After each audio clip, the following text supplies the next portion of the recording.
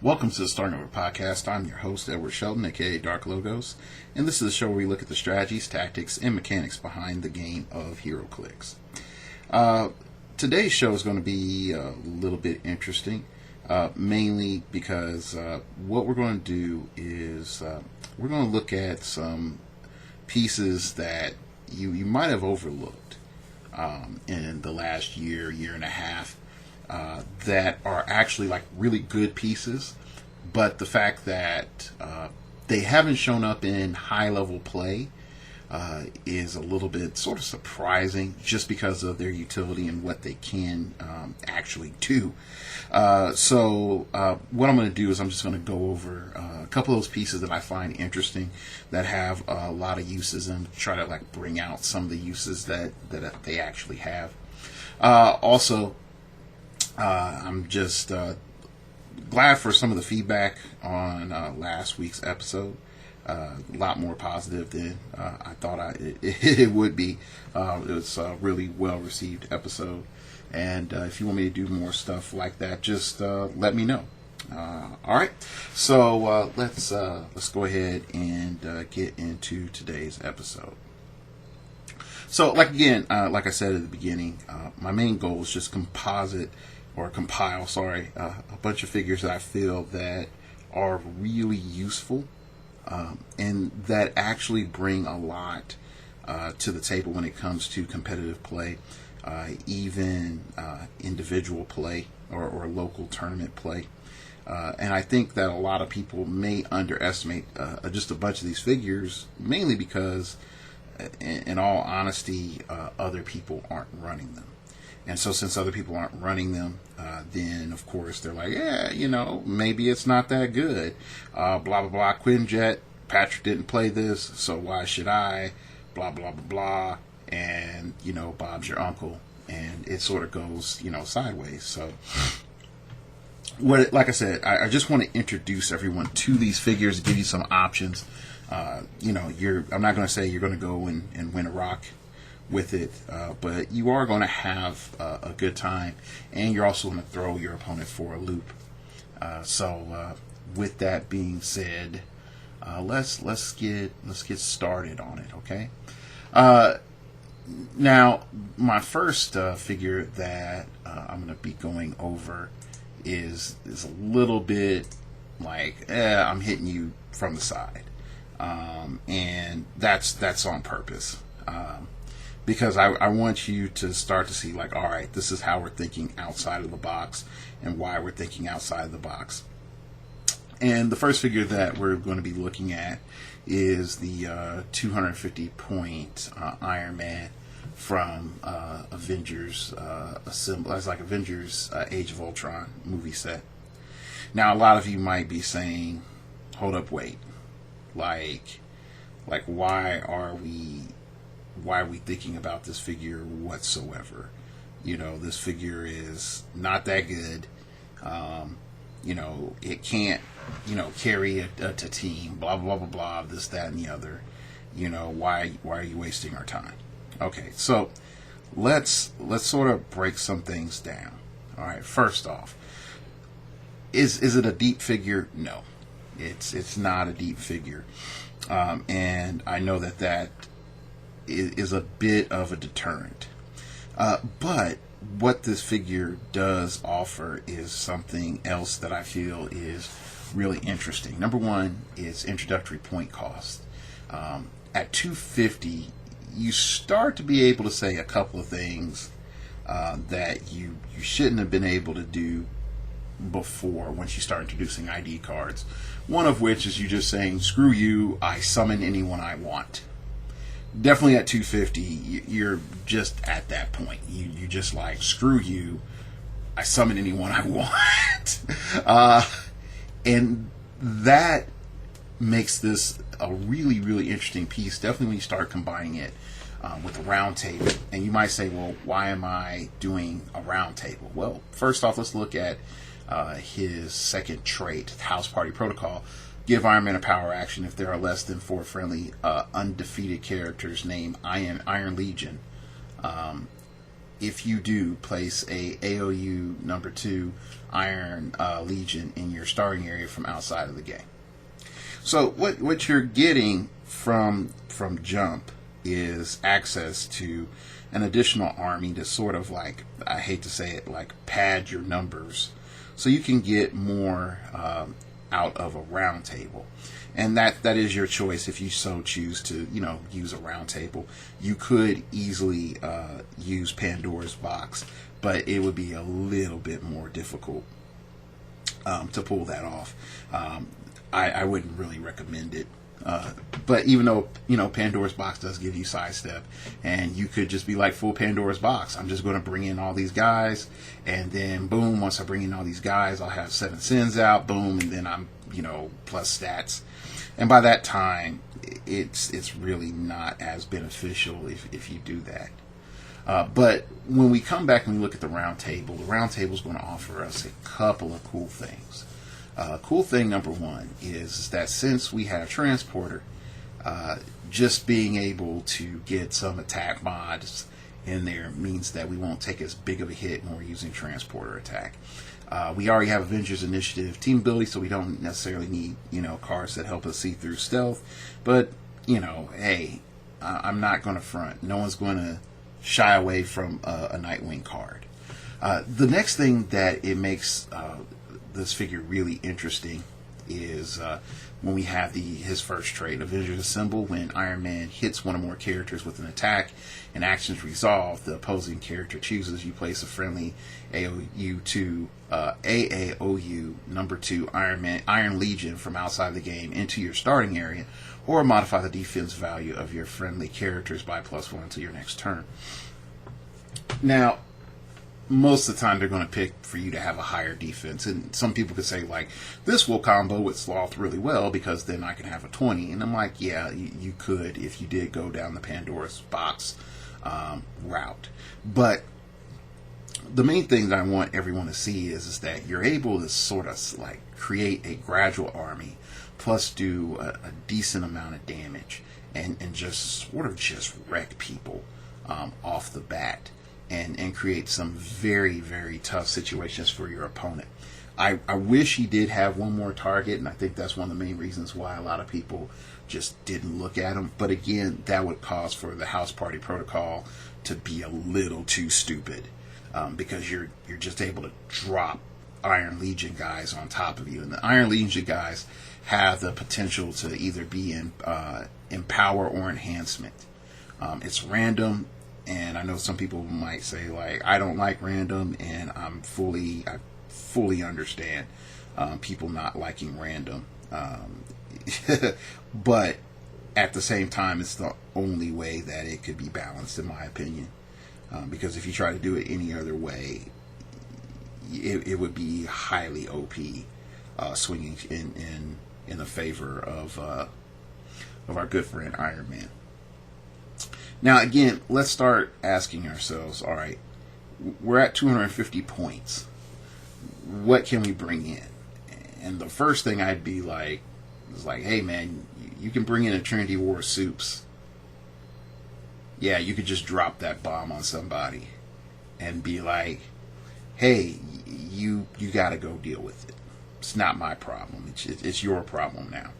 I think you can bring in King Thor at 250, and there's like a few others. I think there's a couple other Thors that are really good for you to bring in.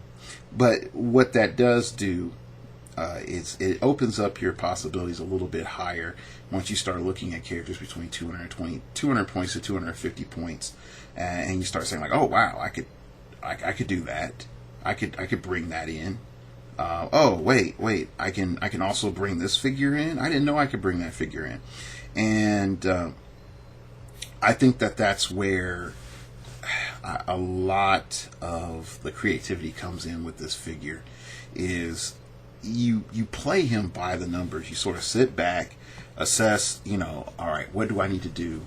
And with a round table, that puts you at 285 with a full round table. And then you can decide, like, for my last 15 points, do I want to run Rocket Henry or not?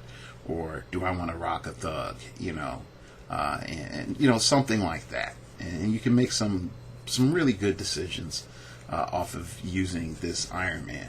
And I know some people would say, like, you just spin the round table real easily. Well, yeah, that's sort of the point, is either you're burning cards to summon in somebody that's going to eventually replace Iron Man, or back up Iron Man, like, substantially in the long run. You would love to get to 3, so you would definitely want to have at least, I would say, over half your one card that's there to replace Tony, and the rest of the cards are there for you to burn.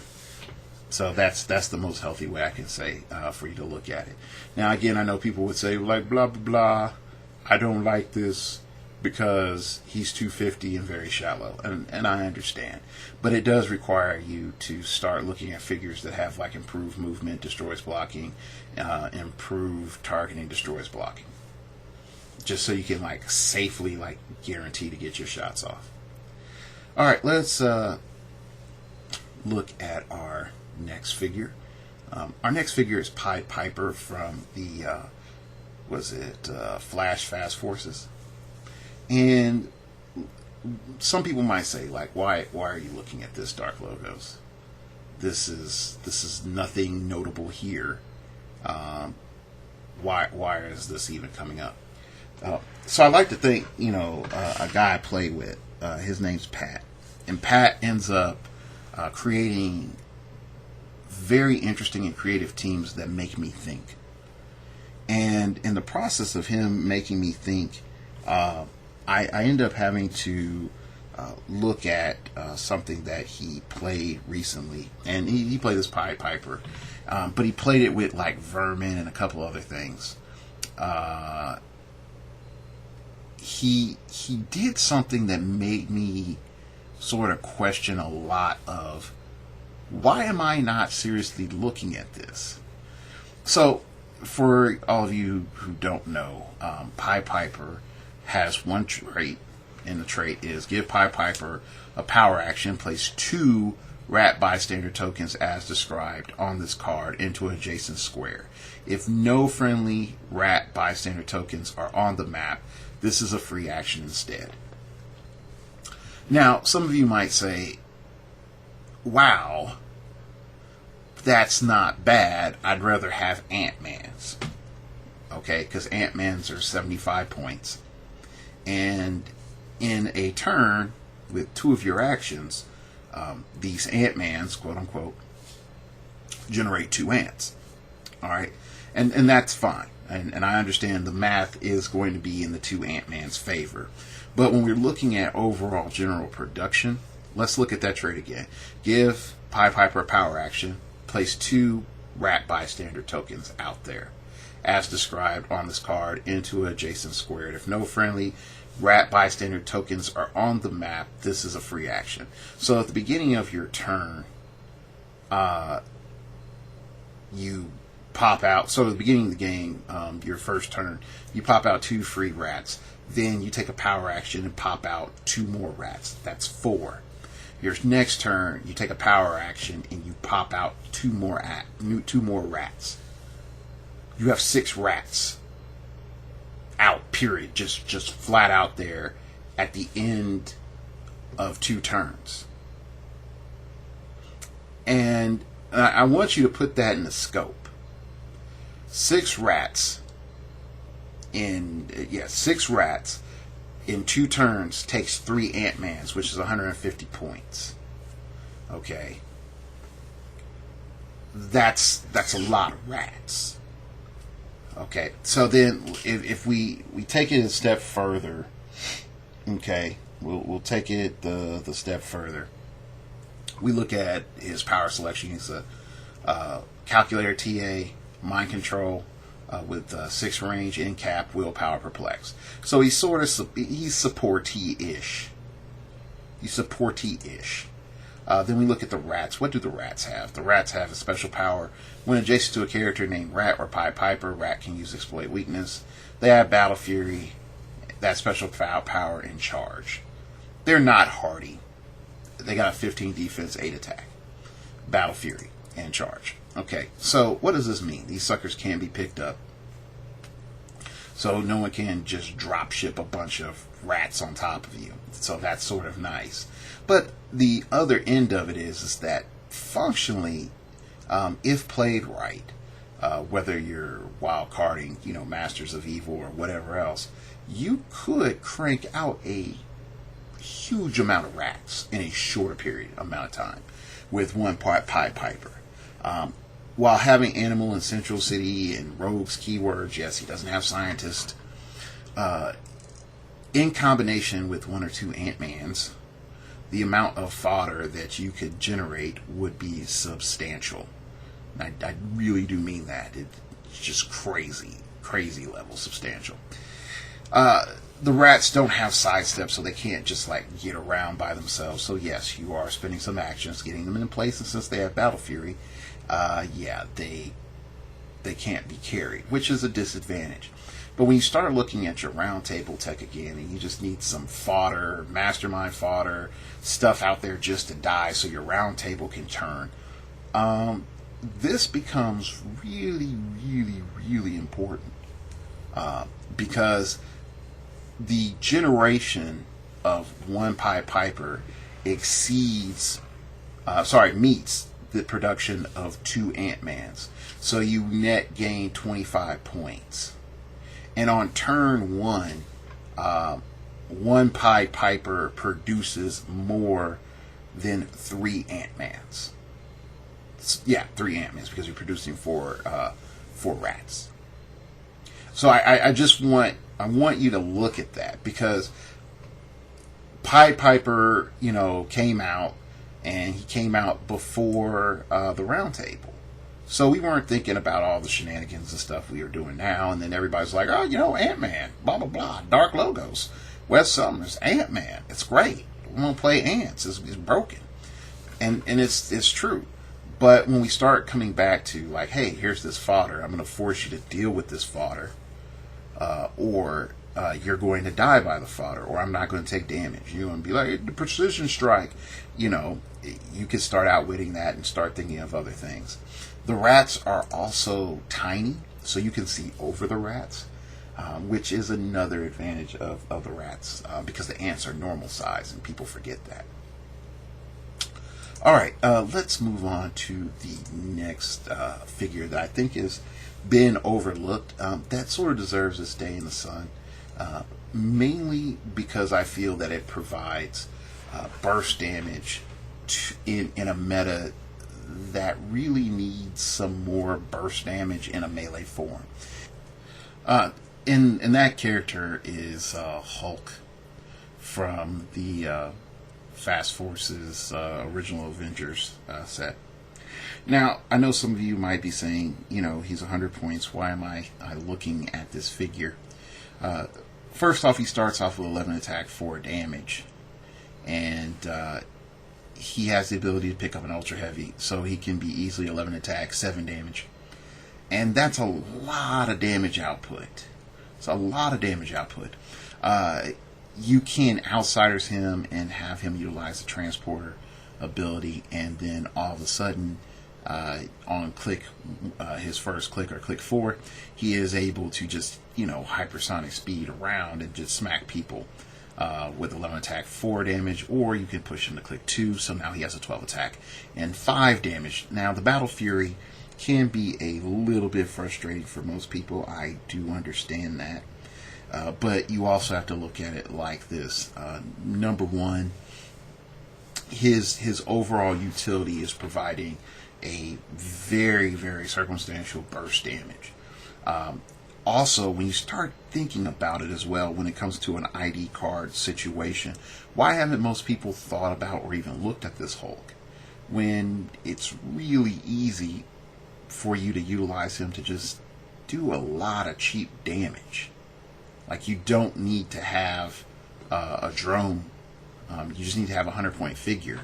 And you're just like, yeah, I'll play the Hulk ID card. And yeah, I'll just summon in this Hulk and he will do work for me. The end dial power, the Hulk smash, I really like it. I think the idea of being able to pick up an ultra heavy and then having a 13 attack and 3 damage is great. But it does have its limitations.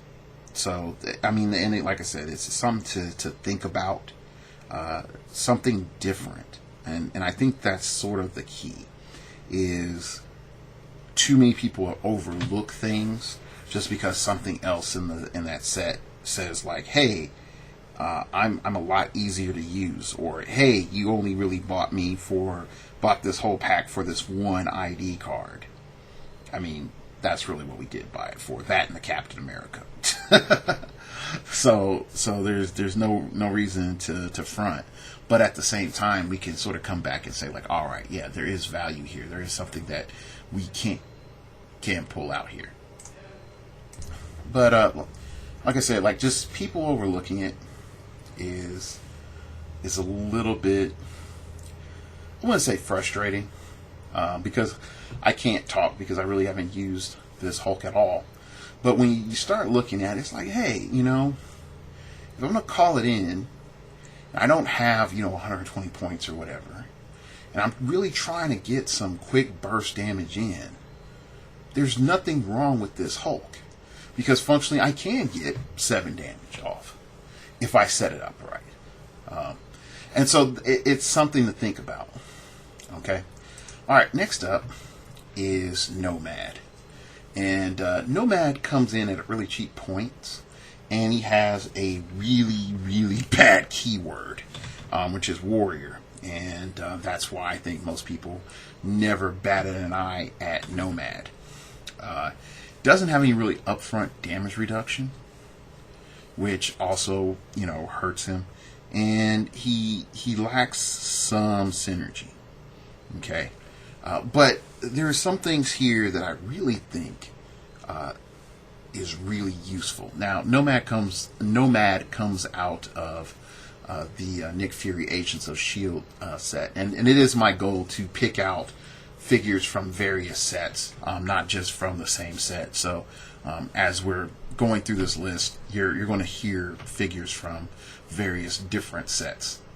Okay, so let's look at his trait, Armanzola's Son, raised by Steve Rogers. When you build your force, Nomad gains the keywords that friendly characters named Armanzola, Captain America, or Steve Rogers possess. When adjacent to one of those characters, modify Nomad's defense values by +1. That it's okay. Okay, it's really just okay. You're not going to get an Avengers TA, which sort of sucks. But you can get an Avengers keyword, Hydra keyword, Soldier keyword, stuff that makes him a little bit better. So you can get a little funny with it. Okay. The defense values thing is okay. It's not something to write home about, but it's enough that if you do coordinate with the figures, it can be useful. Okay. Next is really what I feel is the core of what made me look at what made me look at Nomad, is that he has a power called Serrated Shield. Nomad has a range value of 4. He can use Blaze Claw's Fangs and may use it to replace his damage value when given a ranged combat action. Now, some of you might say, Dark Logos, why is this good? And my response is, this can be stupid if you really look at it. Now, there's multiple ways in which this can be stupid, and for anyone that played during the first set of actual carded figures will remember an Iron Man that had this, I think, exact same power, except he just had ranged Blaze Claw's Fangs. I think it was like -2 damage or something, -2 to the roll or whatever. He had something like this, except it was like worse. Okay, I think it was like it's like take an extra click of damage or something after you use the power. But here's why this is good. First off, Golden Age sniper rifle. Now my range value is 10. pure and simple. Blaze Claw's Fangs at a 10. 10 range. I mean, that's dumb. Second, if we go into modern age, we just have to look at the shield TA. There's tons of shield, like little guys. Or even like, hey, I dropped my shield level 7 card or my shield level 1 card. Oh, now everybody has shield TA. Okay, cool, bam. Now, here we go. We're attacking at a 7 squares away. There's nothing that says that his range value is locked at 4, so that means that it can be modified. And since it can be modified, that means that, yeah, he could shoot 7 squares away with Blaze Claw's Fangs. I mean, that's good. And I think that that's one thing that allows you to surprise your opponent. That you're able to sniper from sort of downtown and just be like, yep, I just hit you for 5. And, that's it. Here's the other thing that I wonder how it would work. Now, please note, I haven't read the ruling on him. It says that he can use Blaze Claw's Fangs and may use it to replace his damage value when giving a ranged combat action. But we also know you first replace and then you modify. So I wonder how that would work in combination with either the shield TA or enhancement. So let's just say hypothetically you roll a 6 and then you have 3 enhancers by you. Would you be able to do 9 damage? I'm not saying that you can. I'm just wondering if you can. Somebody that knows the rules better than I can would be able to tell you. Now I know some people would say like, hey, I don't think this should work that way, and I don't think it should work that way either. But it says he can use Blaze Claw's Fangs, and he may use it to replace his damage value when given a ranged combat action. I probably should look and see if... I lost my pack. I was like, oh, I'm going to reach for my pack, and my pack is not there. But if it just says straight up that, your damage value is locked, which I think Blaze Claw's Fangs does say, then no, you couldn't do any modifiers. But if it is, and we're going to go to heroclix.com real quick and go to the downloadable rules section, because, who needs production? Who needs editing? You just do it live, and then you just have no regrets. Yeah, you just go straight to downloads and rules, and then you go and you get your pack, which hasn't been updated in 2 years. So yeah, you gotta love that. Really love that, WizKids. Alright, yep, never mind. So it says that value is locked, so I take that back. So there's no modifications. Because it says at the end of Blaze Claw's Fangs result replaces this character's damage value, then that damage value is locked. So no. So no enhancement. Which, in all honesty, I'm like, yeah, that would have been great if it could. It would make him like super OP, but it doesn't. The other thing I think that's interesting is with the revival of Mythoplex. Thank you, Mr. Kevin Fruz from Team Majestics. All of a sudden, you can just replace the damage output with whatever you roll with Mythoplex. So if you do roll a 5 or a 6, good for you, buddy. Now all of a sudden, you're able to sort of just hit that Quinjet really hard from range. So it is something to think about. Alright, next up is my man Accountable from the Superman Wonder Woman set. Now, you might be asking yourself, why am I looking at Accountable? And I'm going to tell you for multiple reasons. Accountable is broken. And I said it a long time ago when he came out, but I guess nobody really cares. Because everyone goes to Nick Fury for their ghetto outwit or the can't use. So let's sort of put some things into perspective here. And I want everyone to just sort of go to the HC realms or wherever you're using for your units, and I want you to type in point cost less than 50, and then we're going to do on first click only, and we're going to pick Outwit. Now, HC Realms does have a problem, and that one problem is that it does not pick up on special powers, and that part I don't like, but it does sort of put some of this into perspective. Alright, so let's see. We have Baxter Stockman, who is 30 points, and he has stealth, and he has the robotic genius, and he has all the stuff that works for your robots, and he has Outwit. Okay, cool. You don't have robots. His range for Outwit is 6. Okay, we got Norman Osborn, which I've already told you, Norman Osborn is broke. So Norman Osborn is probably by far one of the more brokest figures that no one's going to use until Limited really swoops around. They realize, like, oh yeah, I can put this other guy, this other Green Goblin from my sidelines, and now I have freaking Perplex and Outwit at the same time. We as kids. Okay, but anyway, he's only going to have a 6 range Outwit. Okay, so that's another thing. You got Agent Coulson. He has a 6 range, running shot, 10 attack, Outwit. Yep, that not that great. Shield Paranormal Agent, 40 points. You know, a little cheaper than some. Shield TA, that's nice. The little rally ability. The Paranormal Investigator special power. Sorry, uncovering everything. Shield Paranormal Investigator can use stealth. Gives Shield Paranormal Investigator free action. And choose an adjacent opposing character. That character can use shape change or stealth this turn. That's actually pretty useful.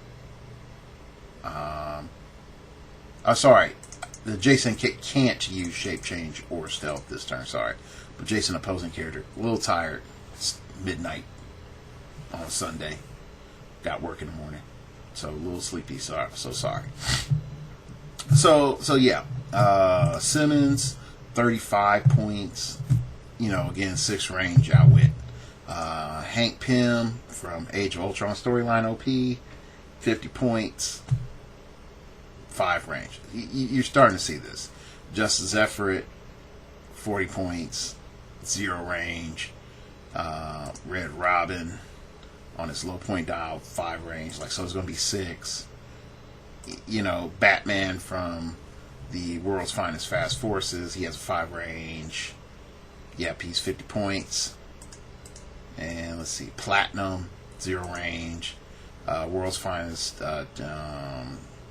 Chase Batman, he has a 6 range. Lois Lane, 0. Brainiac, 7. But you're looking at him being an equipment. Solaris is literally the only thing beating you out. And you have like 2 movement. 2 movement, no sidestep. And a 10 range Outwit. Okay. Let's see. Here we go. Outsider, 50 points, 4 range. Turtle, 0 range. Argus Researcher, 0 range. You see where I'm going? You see where I'm going with this? Accountable has 6 movement, plus he has Smoke Cloud, and he has Stealth. He has Willpower on click 2, which is, you know, I wish he had it on click 1. But at 33 points, he has the Exposure Secrets. Accountable can use Outwit. When he does, he can use Improved Targeting, ignores hindering terrain, and doesn't need range or line of fire if the target is occupying hindering terrain within 10 squares. Oh, hey, you happen to have a Nick Fury in hindering. Guess what, homie? I outwit your watcher freaking eye. I just do. Why? Because I'm freaking Jimmy Olsen. And guess what, dude? I'm outside of your shooting range. So you're going to have to shield TA up to even shoot me. Oh, but guess what? If I have a second Jimmy Olsen, I can outwit your improved targeting. Hey, you know, or I can outwit your stealth. Now all my team can see you. Boom, there we go. You know, so now people will be like, you can't do that. Like, yeah, people forget. You can use Outwit to outwit combat abilities minus colossal and giant size and tiny size. Those can't be countered. So you can't just be like, bloop, I make you normal size. Everything else, your flight, your downable, your sharpshooter, all the other improved crap, you can outwit that stuff. I even think like the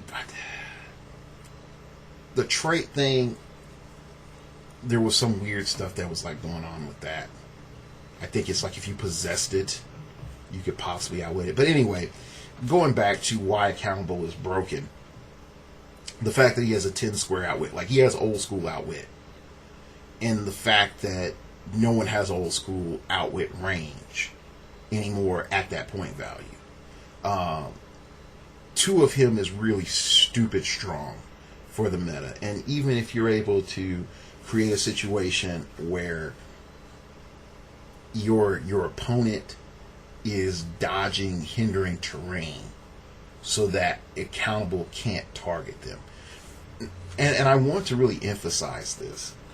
If you have a figure you want to target and they are in hindering terrain, you can be behind 50 walls. Well, maybe not 50, 10 walls. As long as you're within line of, you're within range, you just like, yeah, I got you. Like I'm going to outwit you. He does. He's just like, yeah, I outwit your stuff. I outwit your flight. So you can't carry all those guys. I'm sorry. Or better yet, I'm not really sorry. So you start to notice, like, okay, so why doesn't anybody talk about accountable? Well, let's look at accountable's keywords. He has a crappy keyword, and it's Wonders of the World. And it's crap because he doesn't have any other keywords to sort of put him on any other team. So really, if you're building with accountable, you're building a non-theme team. Because if you're trying to build a Wonders of the World team, yeah, good luck with that. Good luck with that. I don't envy you at all. But overall, he's definitely worth looking at. I know some people might say, but Dark Logos, he's 3 clicks. He could die real easily. Like most of your little cheapo support guys are 3 clicks. So, like, come on. Give me a break. Alright, this next figure, I learned the benefits of it, losing to it firsthand, piloted by Son Goku. I learned a lot. Not necessarily like I hate the figure, but actually how it's pretty useful in the modern meta, and why don't we see it more? And that is Alexis. Now, Alexis, at first glance, you say to yourself, yeah, this is the chick that I wanted to pull during Sealed for Age of Ultron, but never really wanted to see her again after the Sealed. I don't blame you. I really don't blame you. I think she's a common. Yeah, she's a common. So you're not even breaking your bank trying to get her. Like the stock market for her says she's worth 27 cents. So she's not even worth the gas to go get her. Okay. So let's see why is she so important? Why is she so good? So let's break it down real quick. Forget her range. Her range is pointless. Okay? It's completely pointless because she's hardly ever attacking. And if she's attacking, stuff went south. Okay? I'm just going to be honest with you. Stuff went south. You can use her with an Avengers team.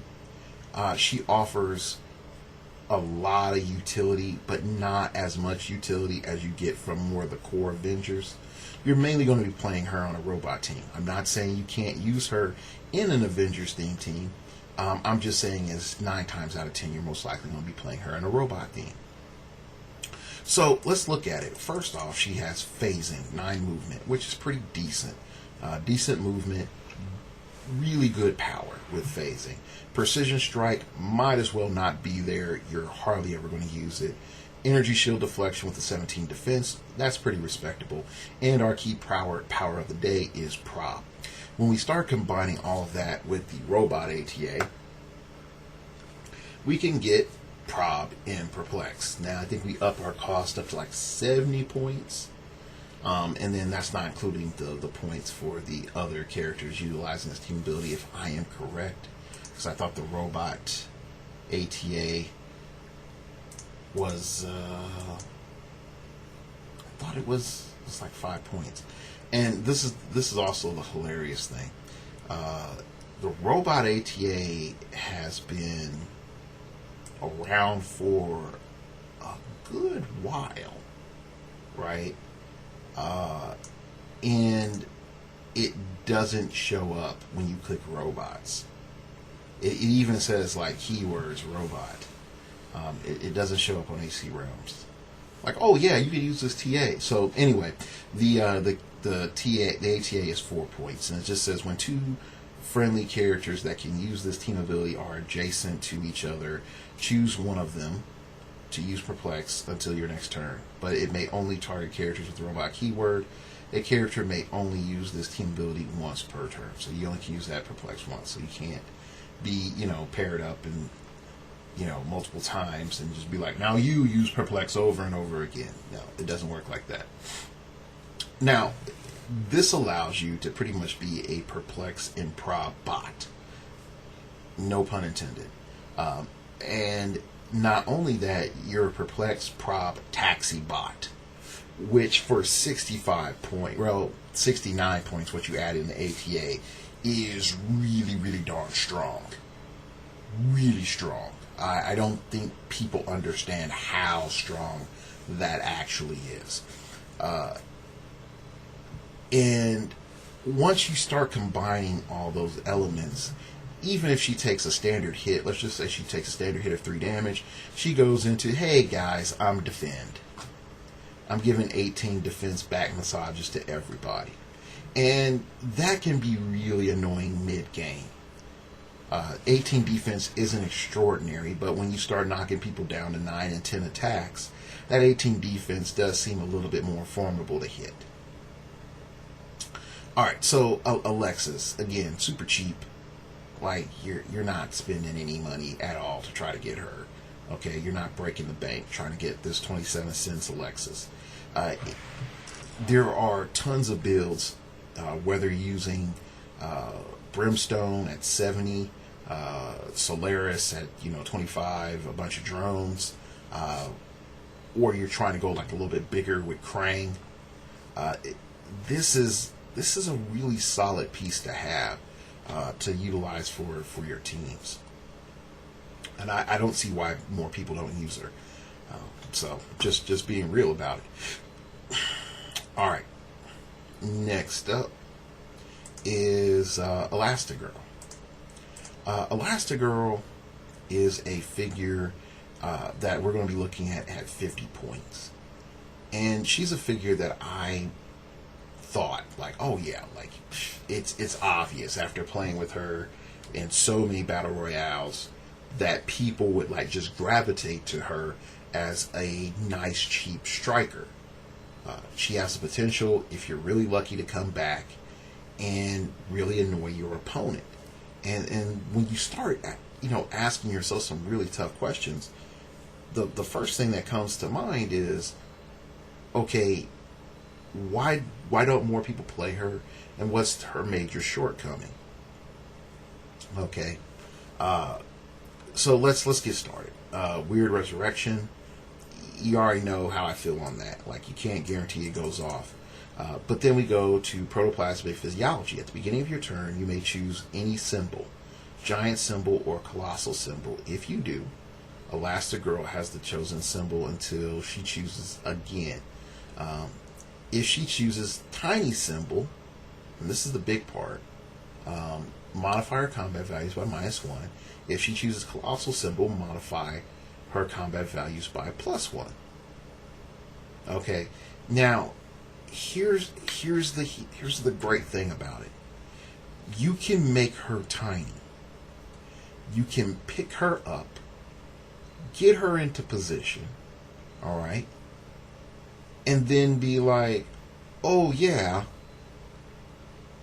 next turn, I already have my charger in position. Your opponent knows that she's there, and if you angle it right, they can't get line of fire to her unless they have improved targeting. Ignores characters. So what are you going to do as a attacker? Are you going to go after the little 50-point, little mini attacker, or are you going to go after your major attacker? And this little mini attacker has super senses and shape change. So now you as an attacker looking at Elastigirl, you have to make a decision. Do you have the means and the angles to shoot and negate her Battle Fury? Not Battle Fury, her shape change and her super senses.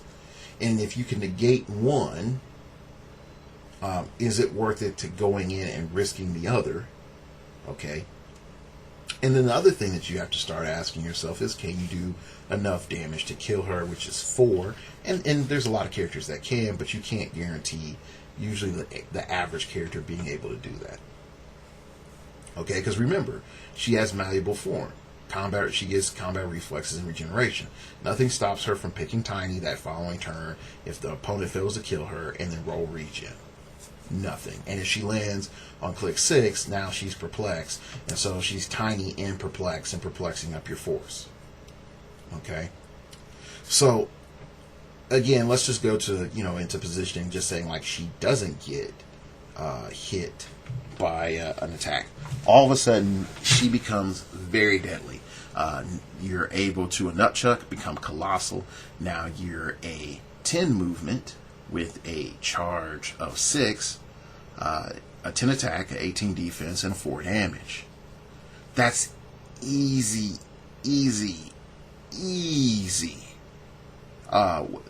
ability to just hit and one shot a drone. Like, it's real easy for that to happen. With the drone, I think they all start like at 17 defense. Yeah, 17 defense and vulnerability. You just go charge in, boom. I do 4, you're dead.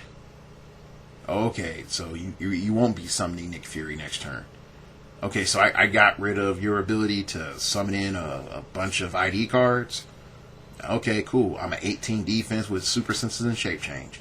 You have to pulse wave me. Yep, burn your silly Black Canary card, and you'll only put me back on regen, and I will pick regen and regen back up and be colossal. The other thing that people will forget is, again, she's picking colossal. She can easily just be like, yeah, and giant reach +3. So there's a lot of cool surprises that's there with Elastigirl that you don't have to invest a ton of points. Not only that, she has a steroid built into her, and it's a steroid that allows you to surprise your opponent like really well. And then on top of that, you're able to get her into position. You can just carry her. You could just carry her. And I think a lot of people just look at the flat dial and don't realize that, there's more to her than her, her being a giant. She's not a liability, like a lot of giants are, because she can be a tiny character. And again, if Weird Resurrection's for you, that's just how it goes. Weird Resurrection's for you. Alright, the next character that we're going to look at is Perry White. Perry White is a character that I felt that was going to change the game. I really thought that Perry White was going to change the game. And I was sort of ticked off that I was wrong. That people sort of gravitated away from Perry White, that he wasn't even considered as an option in most cases. And that's sort of frustrating, because he offers a lot. Now, I will say this, I do recognize, yes, heroclix players hate random. I understand that. I also know that heroclix players want to make sure that they're not taking clicks for doing their effects. Okay, I understand that too. But with all that being said, you still get a lot of value out of Perry White for 40 points. So let's go into it. Your banner headline at the beginning of the game, you may choose an opposing character of 150 points or less. That character can't ignore pushing damage as long as Perry White is on the map. If the chosen character is 100 points or more, whenever that character takes pushing damage, deal Perry White 1 unavoidable damage. Now, for a lot of you, you might say, this doesn't do anything to Krang. Fully aware of that. Some of you might say, this doesn't do anything to the Quinjet. Fully understand where you're coming from. I fully do. But for any other sort of standard play, most attackers are in the range of 100 to 150. If you're looking at your Corianders, you're just like, hey, Coriander number 1, you can't ignore pushing damage. Do you know how much that really hurts that Coriander? So much so that she would be willing to just, go downfield to murder Perry White. Because she couldn't afford to just go through the game and keep taking pushing damage. Now, no, 3 clicks of pushing damage and Perry's dead. But if Perry has any sort of support, he's sort of really hard to kill. Now, I'm not advocating this, but if you happen to use it, I can't fault you for just happening to use it, you know what I mean? But if you just by chance decide that, it's worth it to put Sloth Relic on a Perry White and just have him sit there, you could negate all of the disadvantages that come with, running Perry White and picking a character of 100 points or more. I'm just saying. Not saying you have to do it, but I am sort of saying that it would give you a really good advantage if you chose to do so. You could, and to try to emphasize this a little bit more, when we start getting into limited, look at it like this. I pick your Nick Fury with Perry White. Now your Nick Fury cannot ignore pushing damage. Your Nick Fury goes in for that second attack. He will not ignore pushing damage. He will push off a Watcher's Eye. I have a huge window now, because your Nick Fury then has to clear. Okay. Attack. Okay. Then attack again. Alright, to push. Back on the Watcher's Eye to use Watcher's Eye. Alright. So I have a 3-turn window. That's big. That's super big. Okay, so I really want you to get, like, Perry White is really strong. Definitely for a limited format. Let's go on to his special power. You don't always get to decide what the right thing is. Perry White can use Perplex. When he does, instead of the normal modifier, choose +2 or -2 and roll a d6 that can't be re-rolled. Modify the resulting values of the target character by the chosen amount. And so there's some advantages with that. Speed 1, speed 2, attack 3, defense 4, damage 5, range 6. You get to choose, and just being able to choose is really nice. But it's a 1 in 6 chance, literally. So I mean, yes, literally a 1 in 6 chance of being able to pick what you want with a +2 or -2. But that's still pretty strong. Another thing I think that's the most useful thing about Perry White is that Perry White has barrier. So you're able to figure out like what type of strategy that you want to have based around him, utilizing his barrier. So that is something that is on the table as well. It's a rougher call for me in the sense of with Perry White. How are you going to utilize him? Mainly, I think the emergence of the reporter keyword right now is going to be a more common thing. Metropolis is going to be easy as well, but he doesn't really have a lot of keyword diversity. So I see the long run of him being used is mostly on non-theme teams.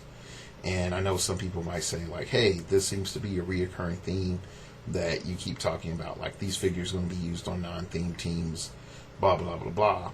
But there's a reason for that. It's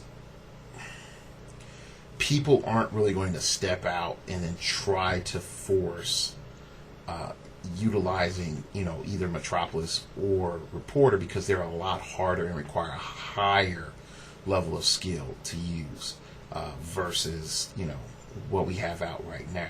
Everybody always gravitates.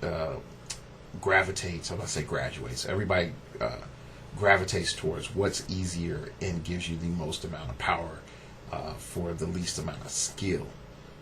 And so that allows you that in the middle of the game, you can utilize your skill in other areas, not, figuring out what your team is going to do. So I like Perry White because there are a lot of figures in the meta that he just comes back and says, nah, that doesn't happen. So that's pretty cool. I also wonder, how does Perry White work against Proteus if he just says... Actually, no, he couldn't work against Proteus because Proteus is off the map. So never mind. All right. Let's move on down the road. Let's look at our last figure for today. I know this show's going on a little bit longer than expected, but I did give you a really a good amount of diversification in figures and sets. We're going to look at a full point 150 point rogue. Yeah, I said it. A full 150 point rogue from Uncanny X-Men. Now, I know some of you might say this piece is worthless. How can you be focusing on this piece? It's only 8 clicks deep. It doesn't have a lot of utility. It has no range. It's bloated by 2 team abilities, which you're most likely not going to use. It has no outstanding stats. Why is this character?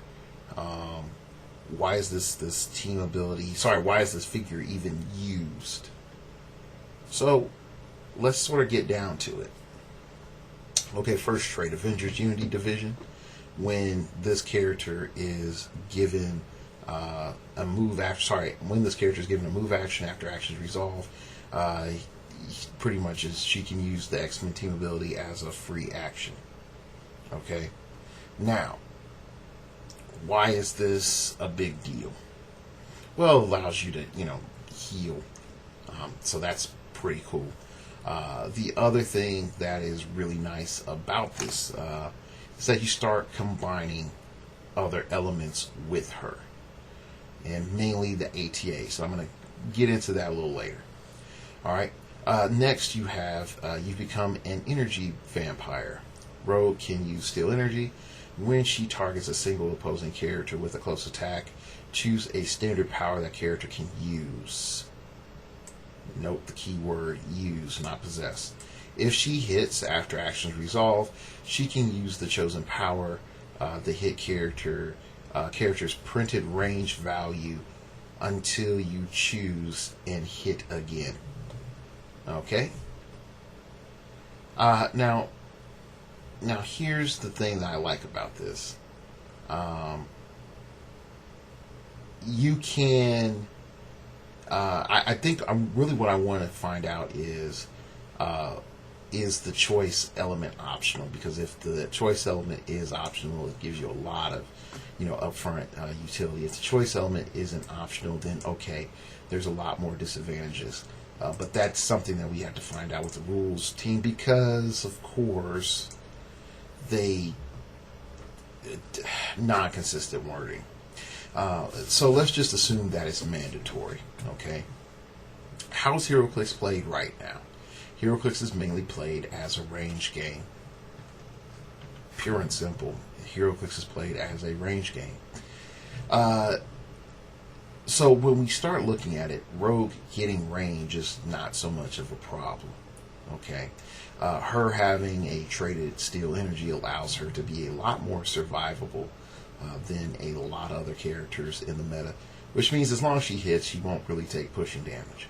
So that's nice. Another thing that's interesting is that you can start prioritizing certain characters just based off of their utility that they're going to give you, like i.e. willpower. That's the big one is willpower, like getting that. But if you find another way of getting willpower, such as round table, or I know this sounds like blasphemous, but supreme intelligence, you all of a sudden come into this new sort of interesting paradigm with her. First off, leadership, looking at her right there, leadership at 150 points, you're taking a token off of just about anybody, really anybody on your team. So that's a huge advantage right there. Second thing is, when we start looking at her damage output, if you're not packing ultra heavies, I'm sorry, you're wasting your time.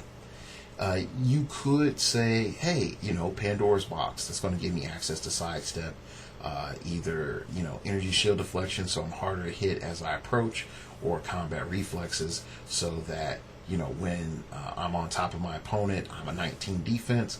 Sloth Relic, I think, is the fool's gold, because even though you have a stop click, you can't really heal past your stop click, which is a huge disadvantage, and one of the main reasons why I think people sort of just walked away from Rogue, since there are other characters such as like Sentry that you can heal past the stop click and use the stop click tricks, multiple times.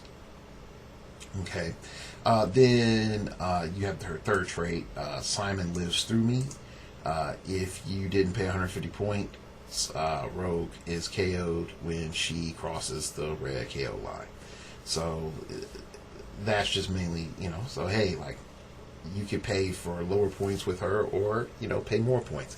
Again, the main reason I'm looking at the higher points with Rogue instead of lower points is that really you're not getting as much, I feel, out of her at a lower point value. At a higher point value, I do feel that you're getting really the most out of Rogue. So let's just look at her one special power she has. It is Wonder Man's Ionic Potential Unleashed. You have a stop click for the rest of the game. Rogue can't be healed beyond her red KO line. Okay, so you have 3 clicks pretty much to base your entire life off of. So here's where I think is key once you get to that stage. If you see hypersonic speed on the map or transporter on the map, yeah, going and gunning for that to kill and KO that first is, of course, your first instinct. But I would rather say, depending on how you have it set up, that you might want to, say like, hey, I'm going to pack in willpower. I'm going to pack in, maybe some precision strike somewhere, because you already have steel energy. If you're able to get upfront flurry, that would be great, or just flurry period. That would be really great, just to sort of maximize your damage potential. And really, I know this seems like silly, but just being able to say like, hey, I hit a guy, I got invincible, that goes a long way. Definitely if you're able to get rid of the pulse waiver. You just like to say like, yeah, I got invincible, so you have to do double the amount of damage that you had to get through my dial.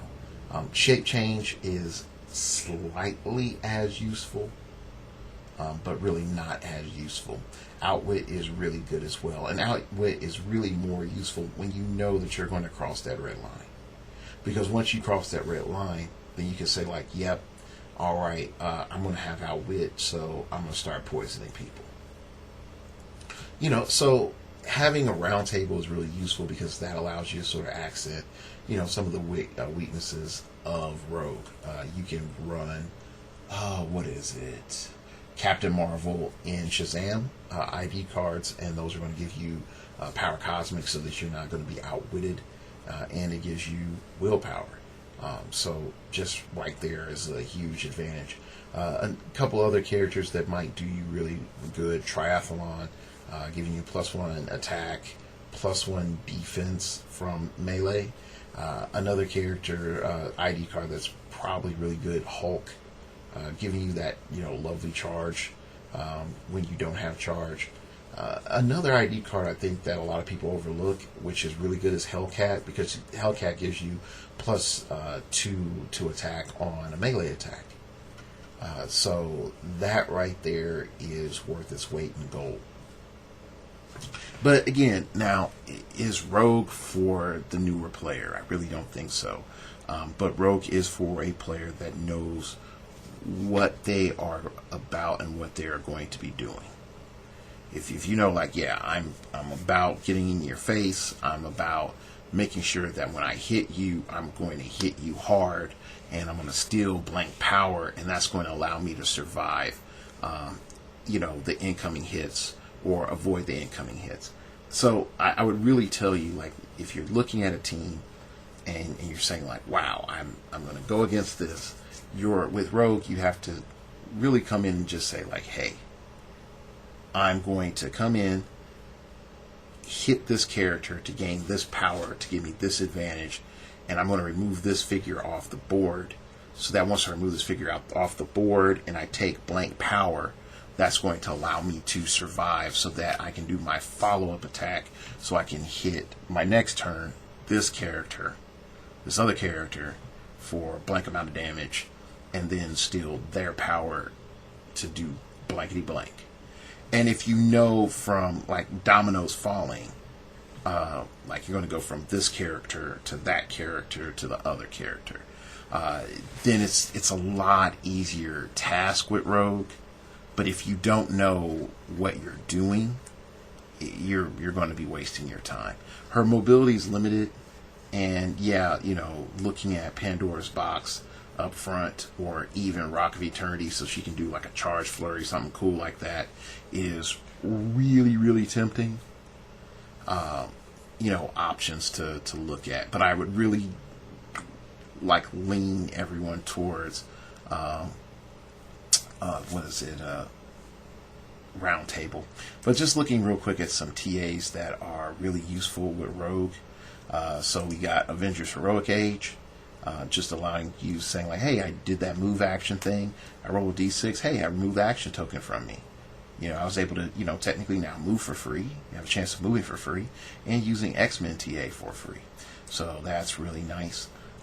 Then you have Avengers Response Unit. When one or more characters using this team ability is adjacent to a friendly character making a close combat attack, modify the character's attack value by +1.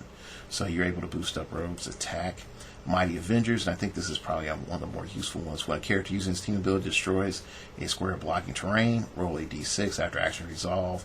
On a result of 5, you may place a standard light object in that square. On a result of 6, you may place a standard heavy object in that square. So you have the chance of getting more objects, which is really useful. Then Civil War, at the beginning of the game, choose Captain America or Iron Man. If you choose Captain America, friendly characters using this team ability that are on their starting click and have no action tokens can use Sidestep, which would allow Rogue to get into position. Then a lot easier. Then if you choose the Iron Man, friendly characters using this team ability that are on their starting click can use Plasticity.